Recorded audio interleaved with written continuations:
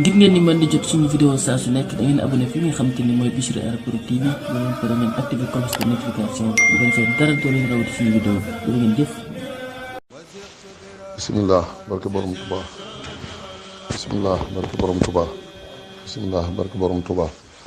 inna lillahi wa inna ilayhi rajiun. kon ñu ngi yëgal mboolem daara yi mboolem jëwriñ yi dina xamal ne yàlla suñu borom li nga xamante ne mooy liggéey loolu ñu baax ñi ci siraatul mustaqim di tàmbalee suñu maam Adama bu bisub tey nga xamante ne tey jii suñu sëriñ bu tedd bi moo ko lii liggéey loolu liggéeyam bu màgg bi mu liggéey ko ba liggéey bi àgg yàlla suñu borom gërëm ko jundulayil xaalibuuna gunge ko mu dem ci suñu borom dogal boobu agsi na ci ñun tey waa Hizbut Tarqiyyah waaye na ñëpp xam ne ginnaaw wóor nañu ne rasulullah sallallahu alayhi wasallam moo wane yoon wi def ko ci jëmmi boppam agsi suñu sëriñ bu tedd bi kon tamit bu agsee ci suñu kaw dañ ko war a nangu te it doxal ci gëm yàlla doxal ci wéetal yàlla doxal ci nangul yàlla suñu borom kon lii moom mooy li nga xam ne moom lay ubbee samay kàddu wax ak membre Hizbut Tarqiyyah jafe na ma lool waaye dina xamal ne kon dogal bi agsi na suñu kilifa di Serigne Atou Diagne di responsable moral Hizbut Tarqiyyah yàlla suñu borom dogal na mu génn àdduna noppalu na bii ci fajar gi guddi ajuma gi ci fajar gi ñu ngi koy indi nag Touba waaye dina xamal ne Cheikh Mouhamadoul Mountakha du lu mu bàyyee kenn du lu mu séq ak kenn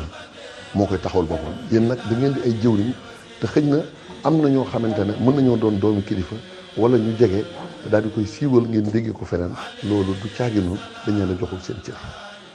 dafa di lu ñuy def faw ñu def ko ci ndigal loolu rek moom moo ñu dab nit ñi mën nañoo fore fu ne waaye yéen ñu ngi leen di xamal ne leen dogal boobu agsi na ñu leen di ñaan ngeen dëgër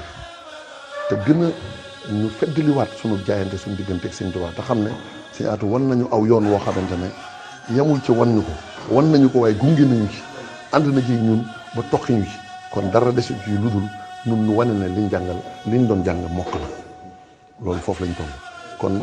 toll nañ ci war ko taxaw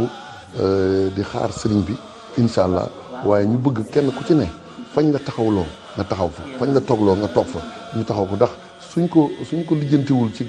teg ko ci yoon kenn du ko àttan ndax waxuma la yoonu murit yëpp waxuma la lislaam yëpp waaye Sénégal kon ñëpp dinañ buur ñëw fi te jamono jii ñu ne muy jamono boo xam ne jamonoy mbas la mbooloo mu dajaloo li mu mën a jur ci yàq dafa bari kon nañu roy sëriñ bi ci ni muy doxee mooy kenn ku ne yam fañ la yamloo kenn ku ne xam li nga war a taxawee loolu suñ ko defee dinañ taxawul sëñ bi dinañ jàppale sëñ bi loolu daal moom lañ leen bëgg a wax sëriñ bi mi ngi ñëw waaye moom na leen wóor ne fa muy ñëw jël nañ dispositif boo xam ne jox ko loxo képp mayuñu ko kenn mu def ndax la ko jëm ni Sëñ Atou jaral ba tax dégluwul kenn mu ne mooy ñëwal boppam moo koy taxawul boppam kon loolu ñun suñu teggin na matale ba ñu xam ne kon kenn du ko nuyu kenn du wax ak moom len lu dul moom mooy joxe ndigal ñu di ko def jërë ngeen jëf inna